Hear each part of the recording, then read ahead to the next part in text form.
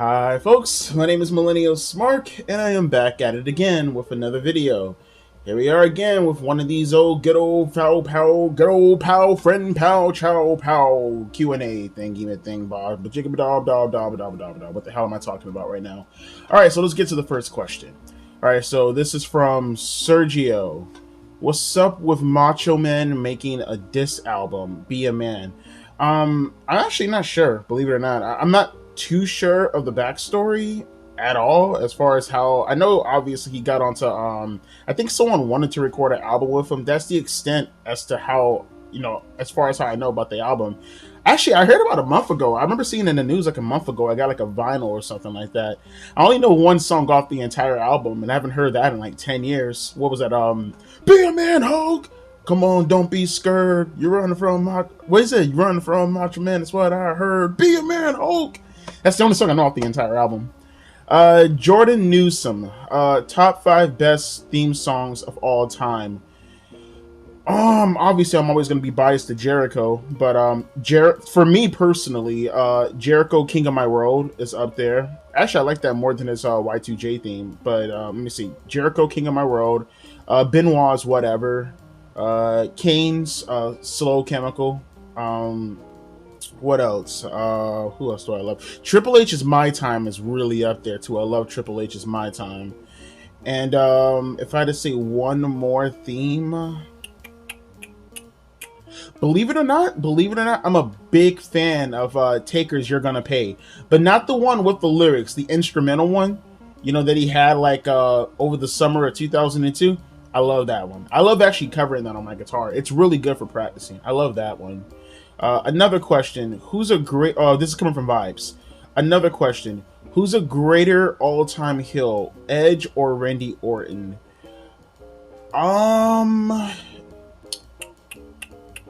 Ooh, that's a good question. Ooh, that's nice. I like that one. That's a very good question. Ooh, damn, you got me, bro. I feel that, oh man, I'm gonna go with Edge, only because I feel like Edge had more time to be a heel, and he was a heel in multiple iterations. So he was a heel when he was in the tag team, and he was also a heel when he was during the singles run. And I kind of feel the maniacal, psychopathic heel. I mean, they both kind of played that role, but I think Edge, yeah, I'll go with Edge, but Randy ain't too far behind, though. Another question from Jordan Newsom. What do you think will happen with Roman Reigns after he loses the World Championship? What path should they take with him, or should they take him in? That's a good question, too. I think when he loses the World Championship initially at WrestleMania, I for sure think he's going to take a break, like a couple of months off, honestly. I don't expect to see, if he loses the World Championship for real at WrestleMania, I don't expect to see him back to at least around SummerSlam. And if he does come back around SummerSlam, I expect them to do a rematch with Cody Rhodes. I think that's the path they'll probably go into. But outside of that, though, I don't know. This path, Roman Reigns' whole shtick has been based so much on being the world champion that it's kind of hard to imagine him going in a path without the world championship. Then again, I said the same thing about Triple H back in the day. So, I mean, honestly, it's hard. I mean, if Jon Moxley was still at WWE, I could see them maybe doing something with, I don't know, a Shield reunion, similar to how Triple H went back to D-Generation X with Shawn Michaels. But honestly, yeah, it's kind of hard to say what path they'll go into. I don't know. I really don't know. This is from Riley Kazama. If you had a pet duck, what would... I love questions like this. If you had a pet duck, what would you name it? White Quacker. Yeah, that's what we're gonna go with. If I had a duck, I name him White Quacker. Nice. Vibes. Another question. If you were booking AEW, who would be the title holders in the company right now? Well, CM Punk is still under contract, so technically, if you were asking me, I put the belt. Well, no, because CM Punk is too injury prone. I give it to Daniel Bryan, considering he's probably like the next best name. And if not Daniel Bryan, then Chris Jericho, personally. Actually, I would probably keep it on Jericho. I think Jericho's a good person to hold the championship, personally, for me. The TNT Championship, first off, I would completely rename that belt. That it just sounds so hokey, the TNT Championship. I'd call it something a little bit more prestigious. That's first of all. But if I had to give the belt to anybody, and I'm looking at current positions right now, I'd probably put it on someone like a Darby Allin, for sure. I put it back on Darby Allin as a babyface. As far as the international championship, which I guess is their equivalent to their USA championship or European championship, you probably want to give that to a lower card guy or a lower mid card guy just to give them something to do, give them some reps. Personally, I probably would give that belt to, you know what, just to see where he can go from there. I'd give that to Ricky Starks. Let him mess around with that for a little bit personally. And actually, I take that back. That TNT Championship, I'd give it to Adam Cole. I give the TNT Championship to Adam Cole. I'd give the international championship to Ricky Starks. The tag team champions, safe bet. I go with FTR still. Safe bet. The women's champion, Paige. And yeah, that's pretty much. I'm not going to go with the ROH championships. I think the ROH company personally is completely useless right about now. Riley Kazama with another question. If you had the chance to wrestle Undertaker, would you would you do it at WrestleMania? Yeah. I'd probably get murdered, but you know, I get murdered rich. Hells yeah. Oh, there's a couple of questions I forgot the hearts, but I see them still though. Who best wrestler in fighting games? This is coming from Travis Tippins. Personally for me, I used to spam the hell out of Goldberg and Here Comes the Pain, but usually 9 times out of 10, the guy that I used to go with all the time was Jericho. I know it's kind of a cop-out, but he was my favorite wrestler. It still is, so that's the guy who I usually went with 9 times out of 10 in all my wrestling games. Maybe as I got older, it's a little bit more diverse, but in the older wrestling games, yeah, Jericho for sure, Jericho. Top Dog, do you think the Attitude Era Monday Night Wars helped ruin the heel-face dynamics in wrestling? You said Generation X played a part in society being the way it is. Can you explain more on that? Do you okay, that's the first question. There's multiple questions. Okay, guys, when you ask these questions, don't ask them in a bundle. I swear, man, it's kind of time consuming, but you know, I'll answer this time though. I'll put a little bit more of a disclaimer the next time I put the Q&A out. But as far as the heel face dynamics of the Attitude Era, yeah, I said it before, I think. Yeah, I absolutely believe that. Just on the strength of the fact that the audience was so confused as far as who to cheer and who not to cheer when coming towards the Attitude Era. Stone Cold Steve Austin is obviously the perfect example of that. The dude embodies what it means to be a heel, but he's carrying himself like a babyface. And I feel him coming off in that manner and that being such a cool aesthetic really ruined everybody going forward, honestly. And then you have The Rock doing the exact same thing, who was actually a victim at one time of the heel face dynamics. So yeah, absolutely. Do you think WWE could have died during the Benoit tragedy? No, they were too big to fail. I think obviously it hurt them from a PR standpoint, but as far as killing them, no. They were already in the New York Stock Exchange at that point for like 8 years. No. Also, what is your favorite moment in regular show? Sorry for all the questions. Nah, it's cool, man, but again, gotta keep it a 1 if you can help it next time. Let's see, favorite moments in the regular show. One of my I like Baby Ducks. You know, the Baby Duck episode when they're like, going into the big Transformer thing. For some reason I always think of the not setting up the chairs next time. Let me see, what else do I like? What was another cool moment of the regular show? The animatronic bear, like the animatronic bear people from the clubs getting into a fight and the chef pulling out the bazooka and launching it. The same episode when Margaret, her whole ass, whatever. Well, whatever, it's alive, who cares? Her whole ass running away and, you don't want to date Mordecai? Okay, oh, come on, bro. She's such a tease. I swear to God, I hate Margaret. But yeah, those are probably some of my favorite moments. Mikey the Mutt. Who would win in a real fight between Sammy Guevara and Darby Allin? I'll say Darby only because he could probably take more punishment. I wouldn't know how they fight personally to judge that, but if I had to guess, I would go with the guy who, has probably more durability just from watching them wrestle on television. So Darby Allin for sure. Let me see. Ari Angelo, what hoaxer song is better than real? What hoaxer song is better, Real American or American Made? And did you go to school singing "Rap is Crap" like I did when you were a kid? "Rap is Crap." That's the Mr. Perfect song, right? That he was singing with Oh my God, I forgot the name of the group he was with. The Cowboy Group. I forgot the name of them, but yeah, I remember that song. WCW, "Rap is Crap." Yeah, I remember that. No, I never. I mean, no. I mean, I'll tell you what. I have my own version of "Rap is Crap." How about that? I've never really heard American Made before. No, I don't believe I ever heard American Made before. Honestly, I'm pretty sure that's his WCW theme. I'd assume. So I'd go with Real American.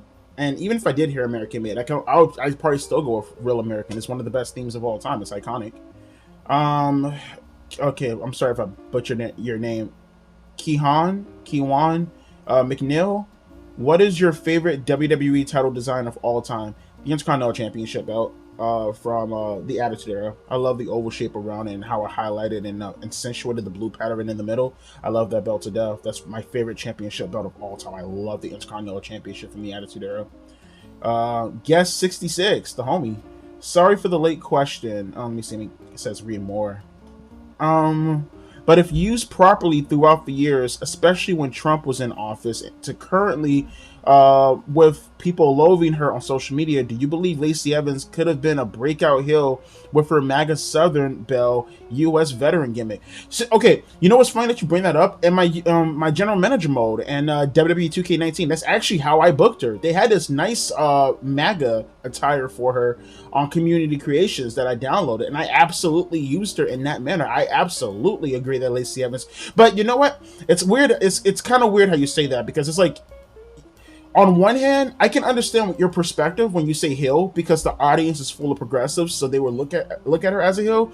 But there's a lot of people who will probably cheer her also.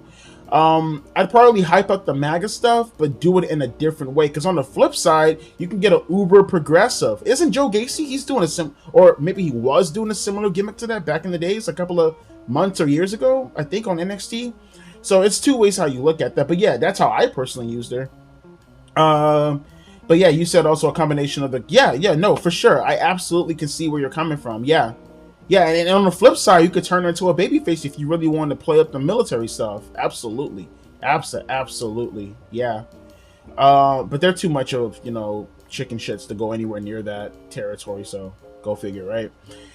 If this is coming from Lundula Productions. If Benoit didn't do what he did and he wrestled for a few more years, how would you see his final years in wrestling go? First off, I could have sworn I heard something about Benoit. He didn't have that long to live anyways. He had an enlarged heart, and there was like people talking about he was gonna die the following year regardless.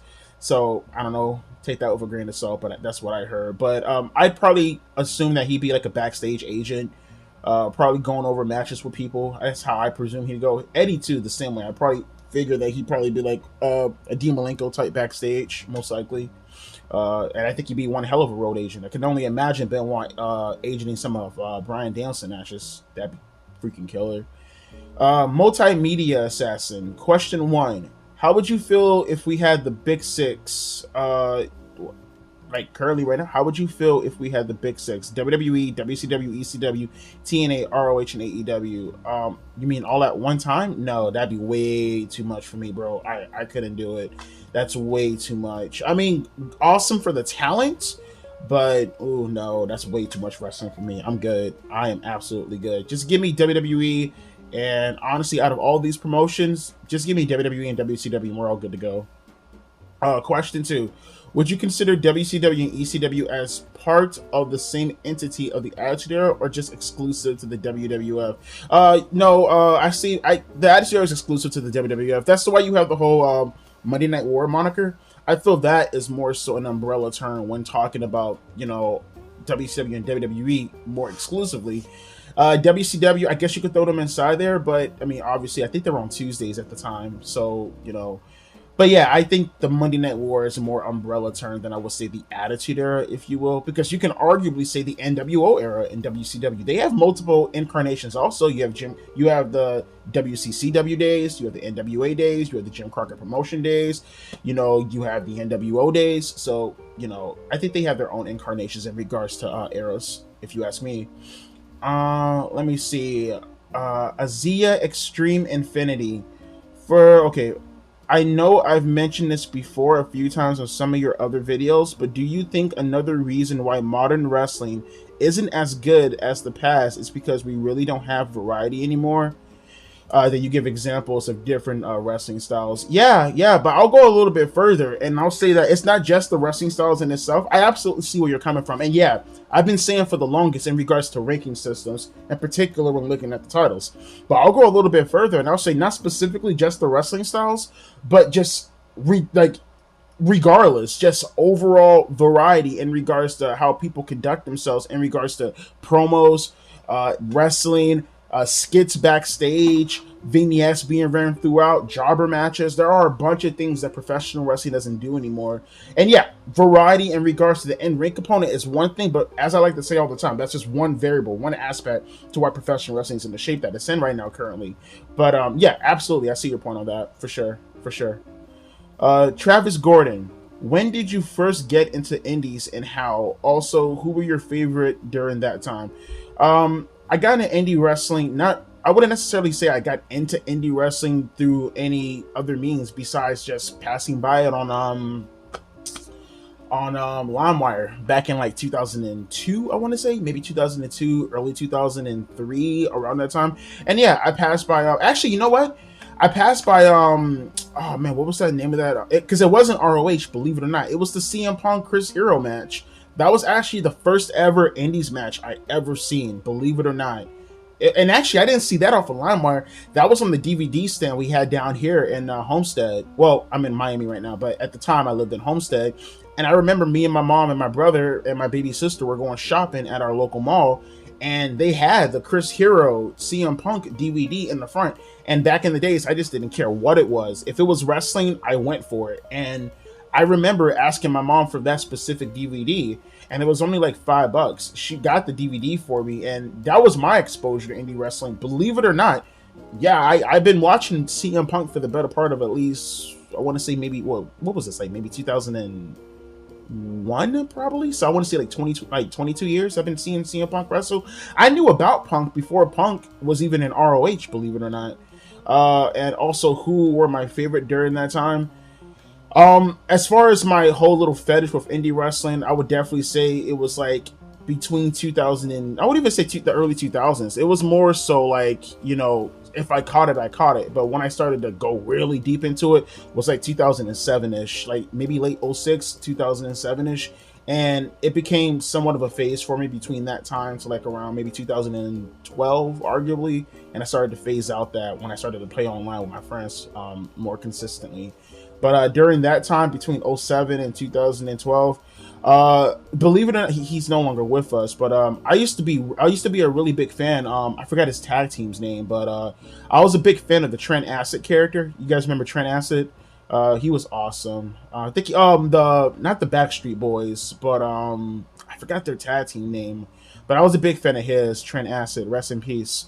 I was a big fan of his. As far as more indie talent during the time, Seth Rollins. I remember seeing a lot of his matches when he was Tyler Black at the time. He actually did a tribute to Trent Acid around that time too, when he passed away, like in 2010 probably. Who else around that time? Watching Low Key and Homicide in tag team matches was really cool at that time. I still remember the Gringo Killer spot with the vertebrae.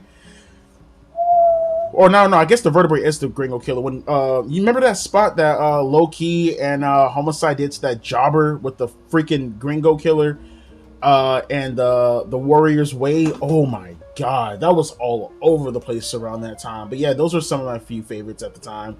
Homicide, Trent Acid. As I mentioned before, Chris Hero was kind of a favorite. And actually, Hero and Claudio Castagnoli, when they were teaming up, were some of my favorites also. I had a bunch at the time. maybe overall, as far as talent that I've just never seen before in regards, obviously Bryan Danielson also at the time, but as far as talent that I just never seen before and I thought were insanely crazy overall speaking,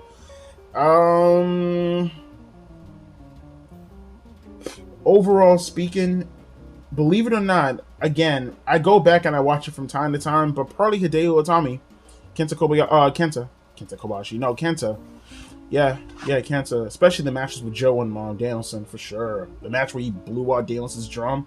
I think they main evented that show too. I forgot what ROH show that was though. But yeah, probably Kenta or Hideo Itami.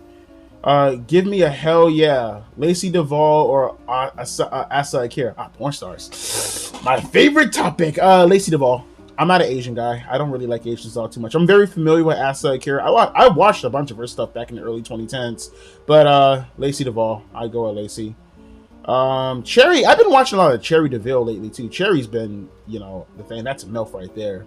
Woo, Cherry.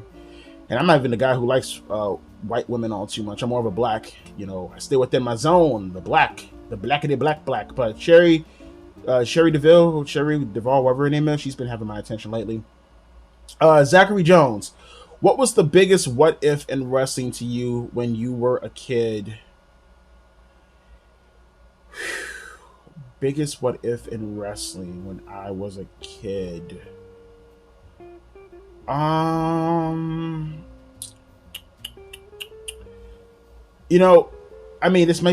This might sound a little bit like a cop out, a little tiny bit. But two things that do come to my mind, like off rip, when I think about it. Yeah, I'll try to think before I even say these two. Yeah, okay, I'll go with those two. Probably Triple H, if he never got injured, what would he be as far as the invasion angle go? Because he literally missed the invasion angle right when it started, and he came back right when it finished. I would have been super curious. Like Benoit, that's a little bit more fleshed out, a little bit more easier to determine. But Triple H, I'm very, very curious as to what would have happened if he would have participated during the invasion angle. And another one, if I could think about it off the top of my head, personally, just out of pure curiosity, what would have happened if Austin would have been available for WrestleMania 16? Considering that Rock was starting to blow up at the time, would they have done Rock and Austin earlier? I'm very curious about that also. If Austin was there around the time, would it have hindered Triple H's push? Would Mick Foley have actually went away because he wouldn't have been needed for WrestleMania? I'm very curious as to what would have happened if Austin was around for WrestleMania 16 also. Let me see. When did Zachary Jones, when did you start growing your locks? Oh, my hair? My locks is hair. No, not too long. I think that's actually, I didn't even want to grow my hair out, believe it or not. I was just too lazy to cut it off at the time. It was during the pandemic era. I actually started growing in March. It's actually 3 years now. Around this time, 3 years ago is when I started growing my hair out. Back in March of 2020. And I just couldn't get a haircut because all my barbershops were closed at the time. And I got lazy and I just kept growing my hair out and just braided it. And here we are now, right? GQ. Let me see. Gordon Boone. Who is your favorite mid-card wrestler of all time? And who is your favorite mid-card wrestler right now? Okay. I'll pick people who didn't win the world championship. So I won't say Jericho or Benoit or any of those guys, or Guerrero. Taking them out of the equation, my favorite mid-carder of all time, that'd be someone who primarily wrestled in the mid-card division, maybe a television match here and there in the main event, but they never won a world championship, and they never wrestled in the main event for a world championship. That's how I look at my mid-card wrestlers. My favorite mid-card wrestler, Shelton Benjamin. I'd probably go with Shelton Benjamin. Yeah, because I take into equation world championships in every company. So WCW, WWE, ECW. So I'm not going to say names like Rick Rude or Raven because they were champions in their companies. Shelton Benjamin, in my opinion, never really necessarily had an opportunity, in my opinion. So I'll go with Shelton for sure. Let me see. Who else? Slender Wolf, 227. Not wrestling related, but how's your life been going lately? Huh, stressful as hell, dude. Between the baby and then work and my schedule and man, believe it or not, you guys say all the time, like, oh, like you put out so many videos, man, you're consistent as hell. I appreciate it. But honestly, it's because, well, I don't really have anything else. I don't really have much to do besides wait for my baby or work. I'm either with my girl, with my other kid, or I'm at work, or I'm doing videos. I like it. It's fun. Let me see. Derek 307 Nunes? Yeah. What's your favorite Cartoon Network city bumper? Oh, easily. Oh man, what was the early 2000s one? Late 99, around early 2000, when like you'll get like the Acme Hour looking one with the anchor falling down, and you got the Cartoon Network bumper, or you have the spaceship, and the Cartoon Network logo is getting like seasick. I miss those bumpers. Oh man, those were great. That's nostalgia for me right there. That's my era. The Tex Avery, Bob Clampett, Chuck Jones, Acme Hour. God, those were great times. Great, great, great times. Cartoon Network movie theater night. Great times, man. Ghost Rapper. Oh, man, you guys gotta stop asking so many questions at one time. Have you ever thought about starting a channel involving music and movies? Not music and movies, but politics. Yeah, I did think about, I'm still thinking about starting a channel specifically for politics. Do you think Kenny Omega will ever leave AEW for WWE? Never say never now. There's definitely a possibility. I think right now, no. I think the rumors that are being talked about right now are just rumors. I don't think he's going to jump, though. Have you ever read any wrestling books? If so, what was the best ones you've ever read? I got somewhere up here on top of my closet. I got the, best in the world at what I don't know Jericho book. I got the Daniel Bryan book from 2014. But my favorite ones, oh man, the series. It was like the story of the wrestler they call The Undertaker, the story of the wrestler they call Bret Hart, the story of the wrestler they call Stone Cold Steve Austin back in like the early 2000s. Those were my favorite books. I used to read the hell out of those books. Travis Tippins, do you think it's time for Jericho to retire? I mean, yeah, I got a whole video out on it I made like a month ago. Triple H, aka Sarah J's older brother, you have the best. I see your name all the time. You have the best username, I swear to God. Because she does look like him a little bit. That's incredible. And Sarah J's thick as hell. What's your... God, I want to smash Sarah. She has the best porn videos. Let me just throw that out. Goddamn camera fell on the floor. Alright, let's continue on. Victor Hugo. What wrestler merch you have and or use? I don't have anything currently right now at the moment. I got rid of all my stuff in storage like about 2 or 3 months ago, but I still have all my wrestling shirts throughout the years. I still have my Jericho Backlash shirt. I still have my Benoit Backlash 2004 shirt. I still have my Triple H The Game shirt. I still have my shirt from 2001 with the Brothers of Destruction with Taker on one side and it's all blue and Kane's on the other side and it's all red. And I have my Brothers of Destruction shirt when they're both on motorcycles. When Kane has the red one and Taker has his regular one. I have those merchandise still. Outside of that, nothing on top of my head. Oh, my Taker and Bret Hart SummerSlam 2000 and SummerSlam 97 poster. I have that also. My uncle gave me that one. I still have that. That's probably my oldest prized possession is that poster. I had that for that's in storage right now. But I had that one for oh my gosh, for sure 23, 24 years probably. I got that one back in elementary school in the late 90s. It's all raggedy and it's peeling off and everything like that. But I have it rolled up and I got it inside a picture frame with rubber bands holding it to the back of the picture frame board. And it's just to make sure it doesn't fall to pieces or anything like that. But I still have that in storage. That's my prized possession. Let me see. Paul Watson. Do you believe Edge should get one more title run before the end of his career? Whether it be this year at SummerSlam or next year at Mania? Yeah, sure, why not? I don't see anything wrong with it. I mean, personally, you guys know my opinion in regards to Hall of Famers holding championships, period. I mean, there's really no point for you to hold the championship anymore. You're a Hall of Famer. I mean, you are, in essence, the embodiment of a championship. I mean, there's really no need to hold it anymore, but yeah, sure, I guess. Ali Hankerson, what's your favorite novels? Mine's would have to be Stephen King's Shining, Carrie, and It. John Steinbeck, Grapes of Wrath, of Mice and Men are my two favorite books of all time. I read The Outsiders 1,000,001 times, Forged by Fire, Darkness Before Dawn, Tears of a Tiger, you know, all those books from high school.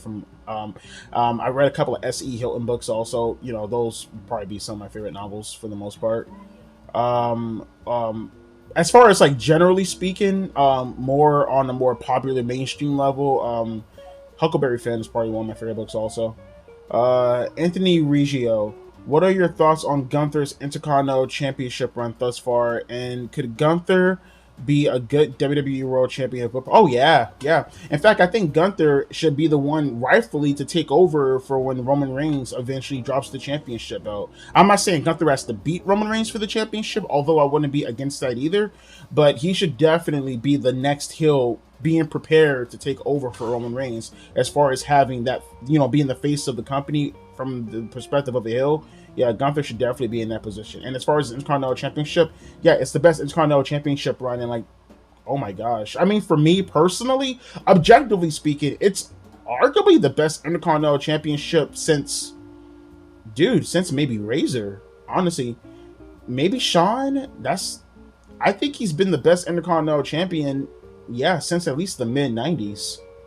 Yeah, I would definitely say in my opinion, the last ever really, really solid Intercontinental Champion was probably Razor Ramon, in my opinion. His run back in like 94, that's probably the last really, really solid Intercontinental Championship run. I'll say Gunther's been the best Intercontinental Champion since at least that last run, in my opinion.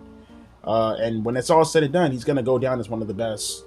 Kashan Ard, did you have a childhood celebrity crush when you was a child? And thoughts on any live action 2010s or Nick shows? Celebrity crushes? I used to have a thing for Razor Ramon now. Gary? No, I used to have a thing for Raven Simone back in the days. I used to love her. I thought she was fine as hell back in the days. Now she's just creepy. But at the time, yeah, I used to have a crush on her. Tia and Tamara Mori, the sister. I thought they were really, really pretty. Still think they're pretty. I mean, maybe not now. I mean, again, just like Raven, they're just crazy harpies. But at the time growing up, I thought they were very, very pretty. The Pink Power Ranger, I used to have a crush on when I was a kid. Outside of that, no, can't really think of anybody else. Trying to think. Nope, that's about it. And you said thoughts on live action 2010s Disney or Nick shows. I mean, I didn't watch many of them. I didn't. Honestly, if I don't remember any of them. I think I remember sitting with my cousins a couple of times when maybe sitting through. I'm familiar with some of the names, like Sunny with a Chance, The Jesse Show, Victorious. That's about it. I think maybe Big Time Rush was around. I was like 19 years old at the time. Maybe Big Time Rush was around during that time. The last ever live action show I was actually into, that was halfway through its existence, maybe iCarly, and that was like what, 2008 maybe, give or take. Let me see. How this is from US Agent Gaming. How do you feel about the Austin Theory situations with the accusations against them? Seems that the accusations got dropped. Yeah, they got dropped because they were frivolous. They were super duper frivolous. That girl lied. First off, she lied about her age blatantly, if I remember correctly, and I think she lied about being a nurse student or something like that in order to solidify her age. That was a bunch of crap. I did a video on that, if I remember correctly. Not an actual video, but I think I touched on it in the video. Yeah, that was absolute nonsense. Absolute crap. How are you going to go to him and then tell him your age and then lie about it by lying about your occupation and then out him when you lied? It was a bunch of nonsense, and it's still nonsense to this very day. And it's part of the reason why I don't take any freaking person seriously, any woman seriously in regards to the accusations. Show the damn proof, or actually talk about the accusations at the time. That was BS. Shady Superstar. More of these multiple questions. I'm gonna kill you guys. Do you think Triple H could be better if he didn't listen to the internet fans?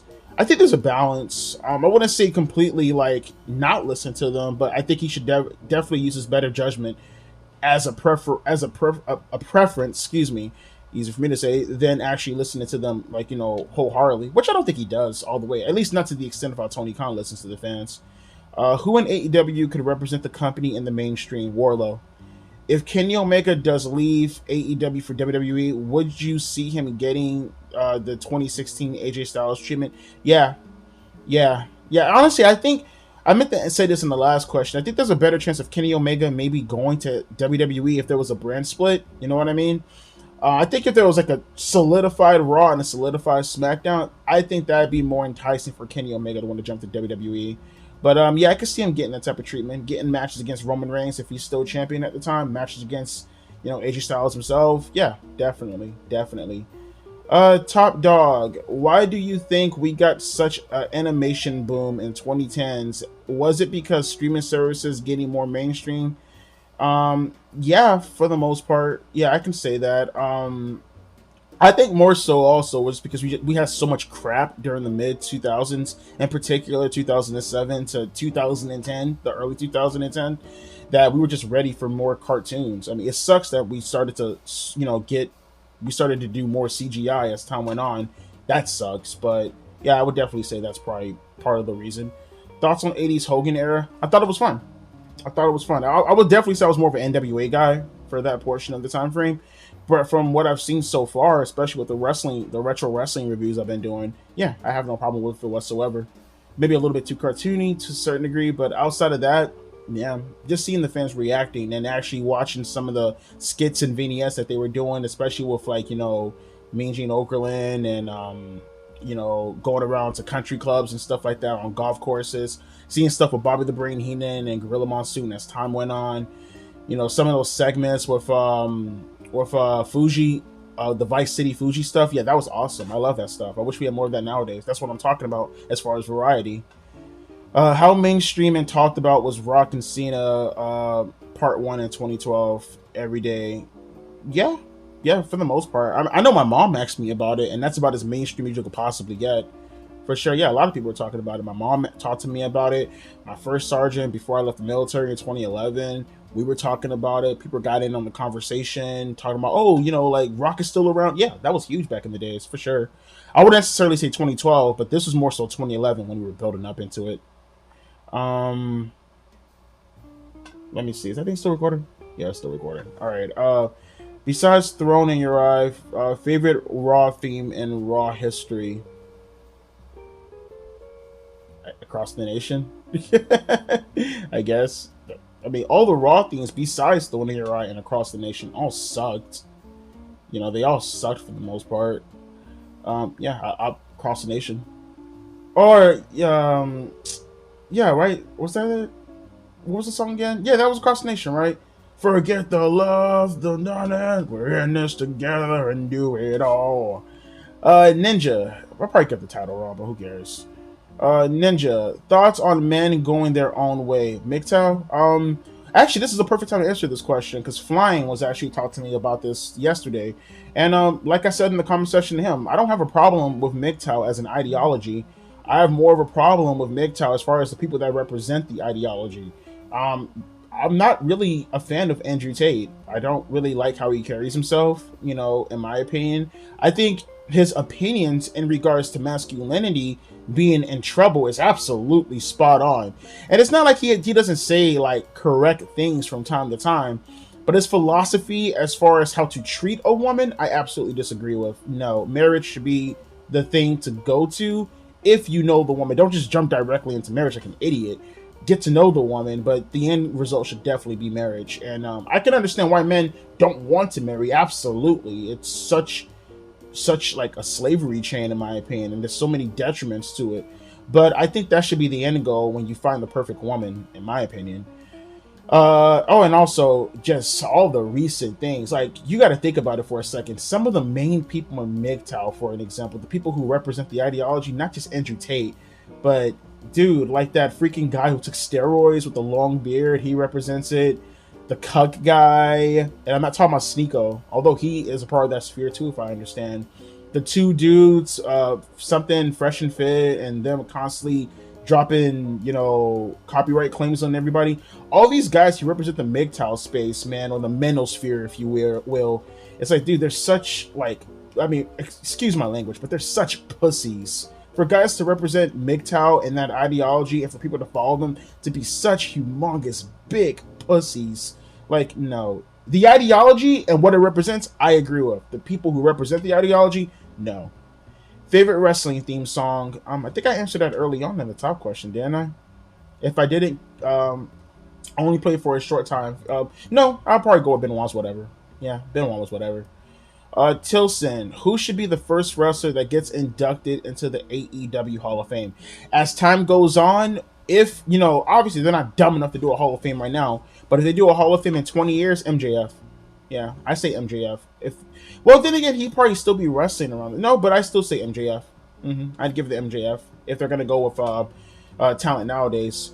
Rocky Stacks, where do you think all the casual fans of wrestling went? MMA for sure, or they just gradually just dissipated for the most part. They just went away from professional wrestling as a whole. But yeah, MMA I think took the majority of wrestling fans away. Ryan Wilson. Okay, now I gotta remember it. Here's a question though. People talk all this crap about Vince and how he screwed over all these territories.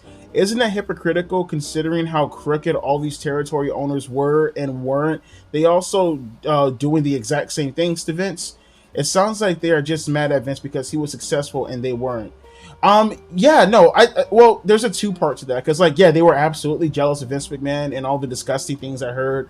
I can't remember if it was Vern Gagne or if it was Jim Crockett. I think it was Vern, though, who said he wanted Andre the Giant to go break Hogan's leg, disgusting crap like that, wanted to ruin him in that manner.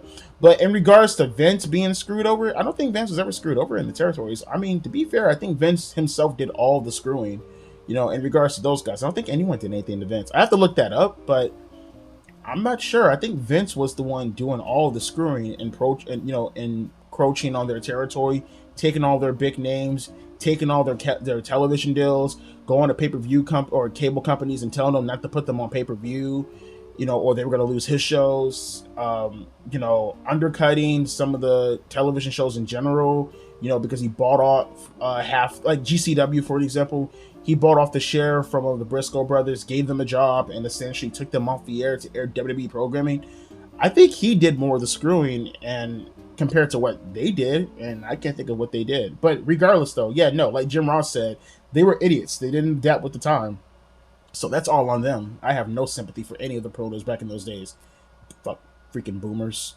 Let's see. James Buttman. Do you think wrestling will ever get as popular as it was back in the Attitude Era? I think there's an opportunity. I think there's always an opportunity if you knew what you were doing. You have to embrace the culture, man.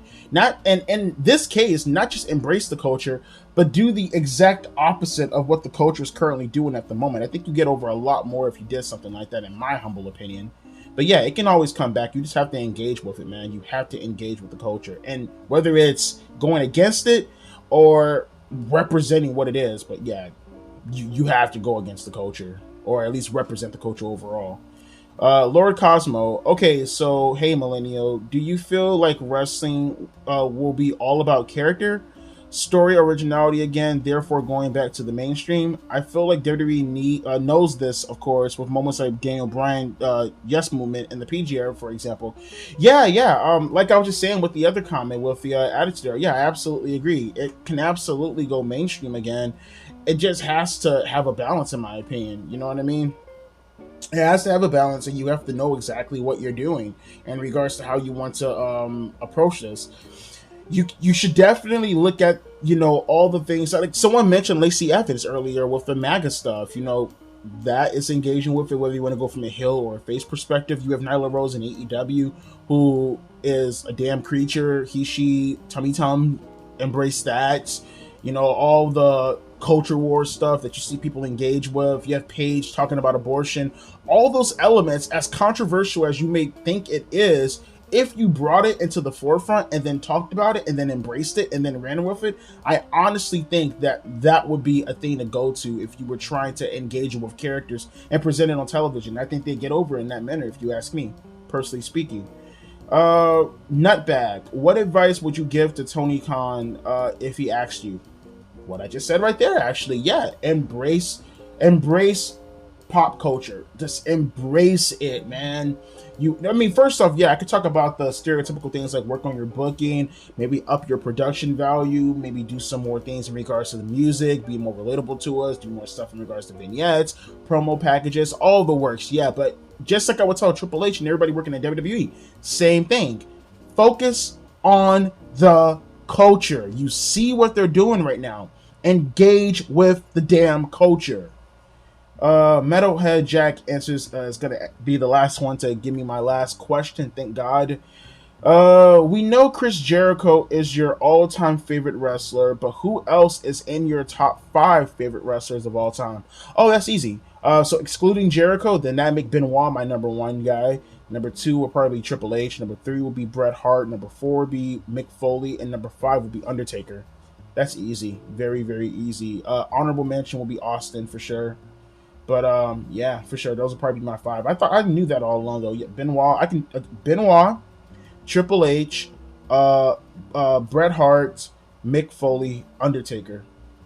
Yeah, that would definitely be it. An honorable mention, if I had to take 3 off the top of my head: Austin, Kurt Angle, and probably Shawn Michaels. Yeah, super duper easy. But that's gonna do it for the Q&A portion, folks. How you have fun? Did you have fun with all the stuff that we talked about today? You had fun? I had fun too. Stop asking multiple questions within one question. Can we just all get along? Help me out here, okay? This video probably went for like what? Close to 50 minutes? It's probably like 45 minutes, give or take. Ask one question. Come on, I want to try to get this underneath 30 minutes if I can help it. Come on, man. Help me out here. Help a brother out. I love you guys, but love me too, okay? But with that being said, if you have any more questions, we'll do this again, as always, on Thursday. This seems like a thing I'm going to be doing from now on out. So, yeah, this is really easy to pull off, if anything else. So, we'll do this again on Thursday. Ask more questions. Answer it on Saturday. Yada, yada, yada. We'll do this for as long as we can do it. Probably might take a break from it in a couple of months. But as of right now, being consistent, this is the way we're going to go. Don't forget, throughout the rest of the week, I'm going to be on vacation. I'm having fun on my vacation, sleeping and doing my thing. Doing my thing.